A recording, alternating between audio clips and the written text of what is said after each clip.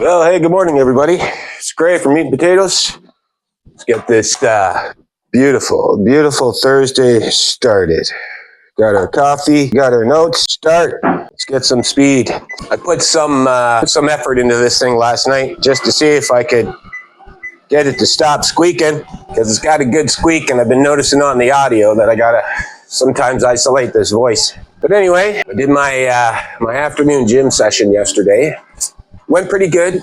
Did some legs, took some footage. Might throw that up. Still getting used to shooting stuff in the gym. That's why I was kind of hoping to be able to do it all here, but gym's kind of busy the time that I was going. So upon recommendation, I went a little earlier in the afternoon, around the 1 o'clock mark. It wasn't quite as bad. There was still quite a few people there, but seemed okay. Like I said, I'll put a bit of that footage together for you so you can see what I'm doing. Did legs. Today's a busy day for me. May not be able to make it to the gym. It's okay. We got a second session in last night anyway. Did shoulders too. Gym's busy at night. It's kind of difficult to film. Super loud. But it's good. There's a lot of, like I said earlier, the gym I'm at right now, a lot of competitors there. It's a high commitment and high energy gym. That's also something that's very important too, is finding the energy, group of people, especially if it's something that you like to do other than, like I've always said, for me, I love lifting weights, right? I love going to the gym. But I also like going out, walking around. I like to fish. I like to be in the trees, out in nature. Spend a lot of time as a kid out in nature. So Friday, thinking we're going to probably head down to the lakeshore. Maybe we'll do our cardio down on the walkways there. Weather's really turning now towards the better. It's starting to get quite warm. Also finished up pork and chicken video. All the bulk cooking I did. Just one of the things I'd like to talk about today is bulk cooking. Food prep, bulk cooking, whatever you want to call it. It's important. You want to be able to have all that meat and food ready to go. So you're not standing there just taking the simple, easy thing. And half the time, the simple, easy thing is only going to satisfy you for about 5-10 minutes. Yeah, what I want to talk about this morning too is food prep.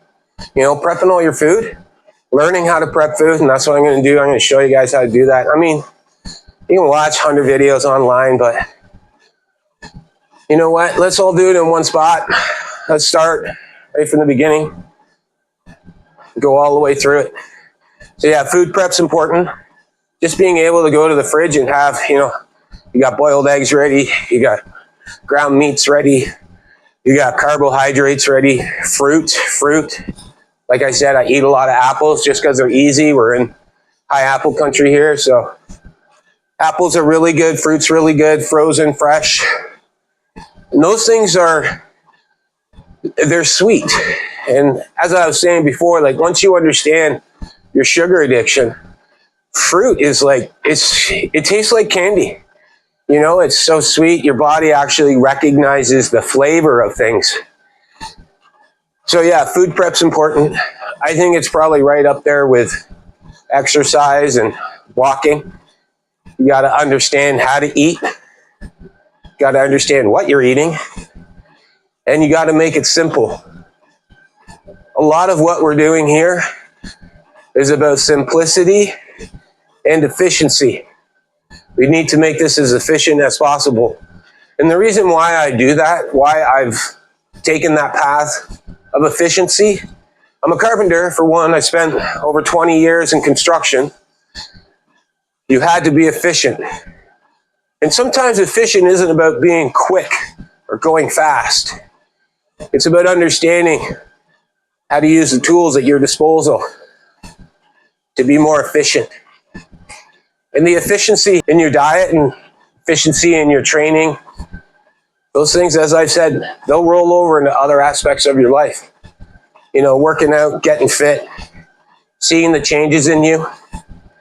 We often have this tendency to think that just because,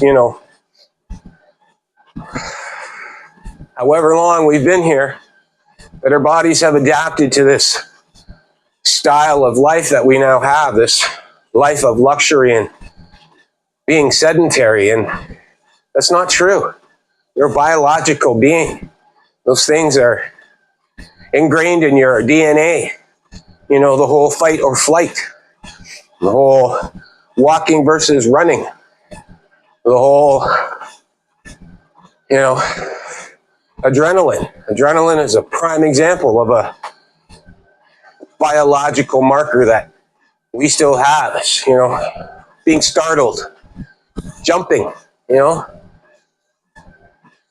But anyway, yeah, food prep, super important. Being able to go to the fridge and have things that you want to eat, that you know are healthy, that are good for you, and that are fast and simple. So you're not standing there cooking, you know. Like I'll put up the video. I made 10 pounds of ground pork and boneless chicken breast in about 40 minutes. And that pork will set me up. Another thing that you should buy, I'll put links up. I'll see if I can get my Amazon affiliate stuff going. But you need a good food scale, you know, because once you start measuring your food, it sounds tedious, but it is super important. Because another thing, it's just not about making sure you're getting, you know, 150 grams of this or 10 grams of that, or watch your fat intake, blah, blah, blah. It's about understanding actually how much you need to eat and what you eat. You know, I'm sure even if you're in this space or been thinking about doing something like this for a while, you see those videos. It's like, you know, here's 2,500 calories of whole food, and here's a burrito. Yeah, and in most cases, that's going to be true. But another thing that they don't tell you is like when you should be eating those things. If I had a 2,500 calorie burrito, most people will eat it in a single session. Like, right? You cut that sucker in thirds. There's 800, 800, 800. 3 huge meals for the day. But that's the thing. When you look at it like that, understanding how dense, nutritionally, you know, from a satiation standpoint, how good whole food is, you know. Yeah, you got to cook it. I mean, I'm a Gen Xer, so I grew up, you know, basically cooking meals for my family by the time I was like 12 years old. But either way, I've known how to cook my whole life. And if you don't know how to cook, well, I'll show you a little bit, but learn. You know, and we're going to we'll make some recipes. You know, there's not much in my repertoire that isn't really made to go in a bowl, but you'll get to that stage too. I understand it's a lot, especially for someone who may be new, or even for those that have been doing this for a while. You know, tracking food and stuff like that, it's tedious. But if you prep, it's a lot less time in the kitchen. And I think that's what a lot of people kind of think about. I mean, the number one excuse for not exercising is I don't have the time. Yeah, I get it. I mean, we've all been there. I pushed off the gym. I pushed off cardio for those exact words. I just don't have the time. So when I started realizing that, I started making it my time. This is my time. The 30 minutes, 40 minutes that I'm engaged with you here doing this is my time. Also after work, when I was, you know, in construction, I'd go get my workout in right after work, and then I'd go get my kids, because I wanted it to be my time. I don't want to be working out when I could be spending time with like my family. You know, at that time, my kids were young. Obviously now I spend a lot more time with my partner. But that's another thing. When you think about it that way, this is your time. And your time is also a great time to get your kids involved if you have them, or your partner, you know. And again, If you're like me and you like lifting weights, you know, like my partner prefers doing martial arts and endurance style training. I mean, like I said, I can run, but I ain't running far, but I can run. But it's not for me. It's not what I enjoy. You know, I like going into the gym, dropping my headphones on, rocking out for 40 minutes. You know, move a little bit, tap your legs. You know, it's a good time, right? And I got a setup too now so I can shoot and listen to music. Even though I think I just realized this morning that my microphone doesn't need to have Bluetooth on in order to be activated, but we'll see. So yeah, get yourself a food scale. And get yourself a body scale if you don't have one. It's like a weight scale you stand on. I think we'll do a timeline transition video as well. I've come across some photos over the last few years that I think will work well. But yeah, take photos. You know, like I said last time, don't have to be every week or every day. Just take once a month, once every 3 months, you know, if you're a little shy.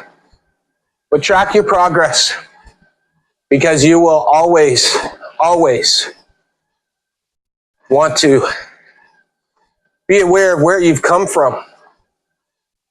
And you'll never forget, if you've been heavy, that person when you were heavy. And I mean yourself, right? You got to think about the people that you used to be, and you thank them for allowing you to grow to the point where you are now. And a lot of fitness is growth. A lot of people, they grow as humans. They gain confidence. They have better control over their emotions. They have more desire. Hang on a second. Thinking we had a malfunction.